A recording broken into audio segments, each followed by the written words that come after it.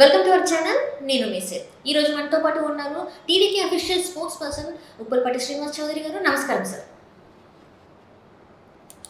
Sir, ఇప్పుడు చూస్తున్నట్టయితే జగన్ గారు అంటే ఈ ఎన్నికల వేళ జగన్ గారు పోలీసులని చూసి భయపడుతున్నారేమో అనిపించేలా తన వ్యవహారాలు చేస్తున్నట్టు మనకు కనిపిస్తుంది. ఏంటంటే ఇన్ని రోజులు వాళ్ళని వేధించి అంటే తన గుప్పట్లో పెట్టుకున్న పోలీసులని జగన్మోహన్ రెడ్డి గారు ఈసారి మాత్రం ఏంటంటే ఎన్నికలు దగ్గరకు వస్తున్న వేళ సరెండర్ లీవ్స్ ఒక ఏదైతే సొమ్ము ఉంటుందో అంటే ఆ అమౌంట్ ఉంటుందో ప్రతి ఒక్కరి ఖాతాలో 50,000 నుంచి వెళ్ళి ₹1,00,000 వాళ్ళకు సెండ్ చేశారని చెప్పేసి మనకు వార్తలు వస్తున్నాయి. అంటే ఏంటంటే ఇది ఒక బుజ్జగింపులు లాగా అనుకోవాలా, మరి ఎలా చూడాలి సార్ దీన్ని? తప్పకుండా మంచి అంశాన్ని జనంలో పెట్టిన టీవీ ప్రేక్షకులకి సినీ గారు మీకు నా నమస్కారాలు. పార్టీ తరఫున రాష్ట్రంలో మాయ చేయడం, మంత్రాలు చేయటం, మసిబూసి మారడిగేట్ చేయటం, మోసం చేయడం అనేది జగన్మోహన్ రెడ్డి గారు వెనతో పెట్టిన 5 ఏళ్ల క్రితం పాదయాత్ర చేస్తూ పోలీసులకి ఏం చెప్పారు?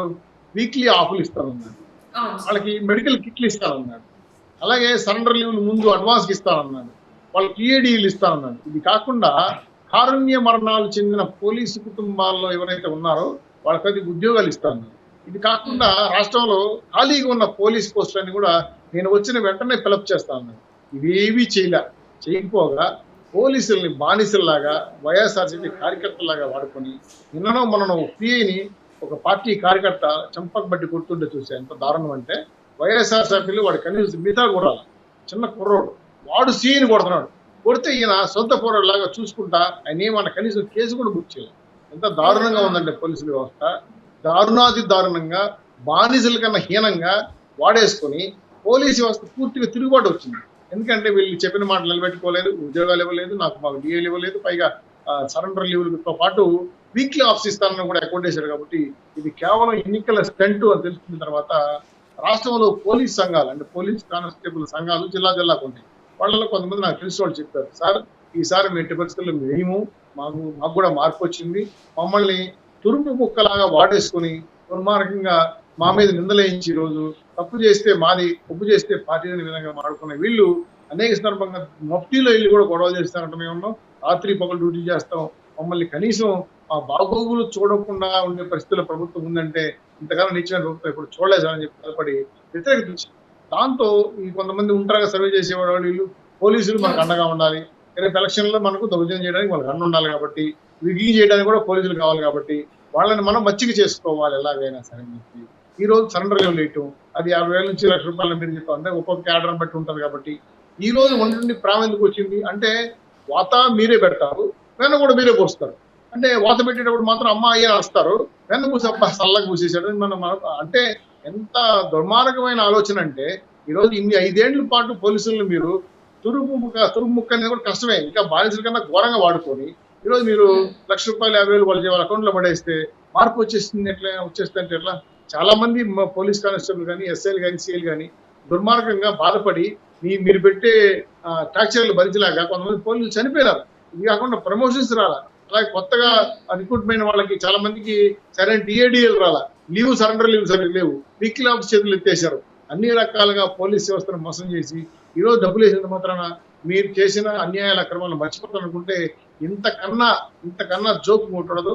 జగన్మోహన్ రెడ్డి గారు ఏమనుకుంటున్నా నాకు అర్థం కాలేదు. కానీ పరిపాలన అంటే అన్ని వర్గాల్ని, అన్ని ప్రజల్ని, అన్ని కుటుంబ సభ్యులుగా చూసి అంటే కుల మత భేదాలకు వ్యతిరేకంగా అందరినీ సాటిస్ఫై చేయాలి. కానీ ఒక అవసరానికి ఇప్పుడు ఎలక్షన్ లో పోలీసులు కాబట్టి వాళ్ళకి డబ్బులు ఇవ్వటం, అలాగే పింఛన్లు ఇస్తే వెళ్ళి ఓట్లు వేస్తారు కాబట్టి వీళ్ళకి ఇవ్వటం, అంటే నువ్వు నీ అవసరానికి ప్రభుత్వాన్ని, పాలనా వ్యవస్థని స్వార్థం కోసం వాడుకుంటున్న విషయాన్ని ప్రజలకు అర్థమైందమ్మా. పోలీసులు కూడా అర్థమైన విషయం. జగన్మోహన్ రెడ్డి గారి యొక్క అమాయకత్వం చూసి అందరూ నవ్వుకుంటున్నారు. 5 ఏళ్ళు గుర్తురాని పోలీసులు గుర్తొచ్చారా? ఆ రోజు పోలీసులు సెక్రటరియట్ చుట్టూ ధర్నా చేయకపోతే హోమ్ గార్డులంతా గొడవ పడుతుంటే కనీసం వాళ్ళకి పర్మిషన్ కూడా ఇవ్వకుండా మీరు ఏమంటారు దాన్ని ఉక్కుపాదంతో సమ్మెన తొక్కేశారు, సస్పెండ్ నోటీస్ ఇచ్చారు. చాలా మంది నిజాయితీ అయిన అధికారులు ఐఏఎస్ లూప్ లైన్ లో ఉన్నారు. ఈ అవసరం కోసం గంజాయి కోసం లేదంటే సినిమా టికెట్లు అమ్ముకోవడం, అడ్డంగా అమ్ముకోవడం కోసం వాళ్ళు వాడుకొని ఇన్ని రోజులు మీ దగ్గర సేవ చేసిన దానికి మాకు ఇచ్చిన ఫలితం ఇదా అని ప్రశ్నిస్తా ఉంటే డబ్బులతో కొట్టేస్తే అన్ని మర్చిపోతారనుకోవడం అనేది అవివేకం, మీ యొక్క అమాయకత్వానికి నిదర్శనం అనేది స్పష్టంగా కనబడతా ఉంది.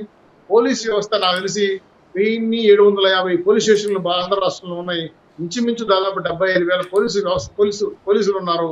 వీళ్ళందరికీ న్యాయం చేయని వ్యక్తి, కష్టం వచ్చినా నష్టం వచ్చినా లాండ్ ఆర్డర్ని కాపాడించిన వ్యక్తులు వాళ్ళని ఇంతవరకు ఎండనక వాననక గాడి జాగ్రత్త చేయించుకొని ఈరోజు వాళ్ళని రాష్ట్రంలో వదిలేయటం అనేది తప్పమ్మా. అలాగే వాళ్ళని బొద్దుగించడం కోసం చేస్తున్న మీ ప్రయత్నం చూస్తుంటే వాళ్ళే నవ్వుకుంటున్నారు. ఎందుకంటే ఎన్నికలు వచ్చాయి కాబట్టి మా అవసరం ఉంది కాబట్టి మీరు నాకు డబ్బులు వేశారు. ఎవరికి అర్థం కాదు చెప్పండి, నాకు చిన్నపిల్లలు చెప్పినా అర్థమవుతుంది.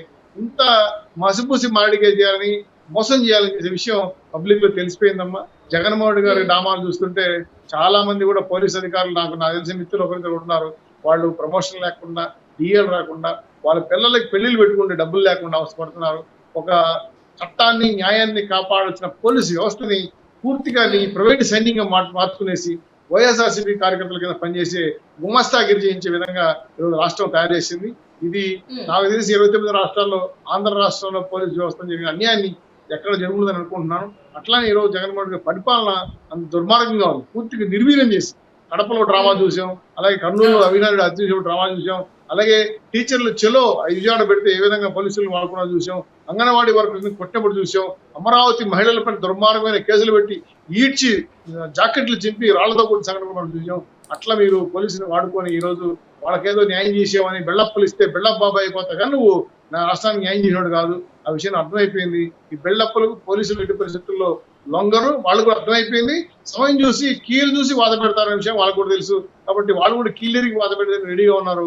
మీరు మీ యొక్క ప్రభుత్వం మీ పరిపాలన పూర్తిగా విఫలమైంది కాబట్టే ఇటువంటి తిరుగుబాటు వ్యవస్థ మీకు వస్తా ఉంది. లాండ్ ఆర్డర్ని కాపాడాల్సిన పోలీసులు మీరు ఇంత దుర్మార్గంగా నీచంగా 5 ఏళ్లు వాడుకొని డబ్బులు ఇచ్చేస్తే లొంగిపోతారు అనుకోవడం హాస్యాస్పదమే కాకుండా ఈ ఐడియా ఇచ్చినా ఎవరు ఇచ్చారు కానీ ఐడియా వాళ్ళకి హ్యాట్సాప్ చెప్పదు. ఎందుకంటే ఎన్నో కష్టాలు పెట్టి ఎన్నో ఇబ్బందులు పెట్టి లాస్ట్ లో మీరు పెరుగాను వినిపించేసి అమ్మాయి బాగుంది బ్రహ్మాండంగా పెట్టారనుకుంటే స్వామి గారు అంటే ఆ స్వామి చేసిన పాపాలని అడిగిపోతాయమ్మా. అందుకే చేసిన పాపం కోసిలో పెట్టుకొని కాశీకి పోతే హరహర అన్నా కూడా స్వామి ఒప్పుకోడు. కాబట్టి మీ పోలీసులు అన్యాయాలు మీరు డబ్బులు వేసిన మాత్రాన ఆ పాపాలని పరిష్కారం అయిపోతే తప్పమ్మా.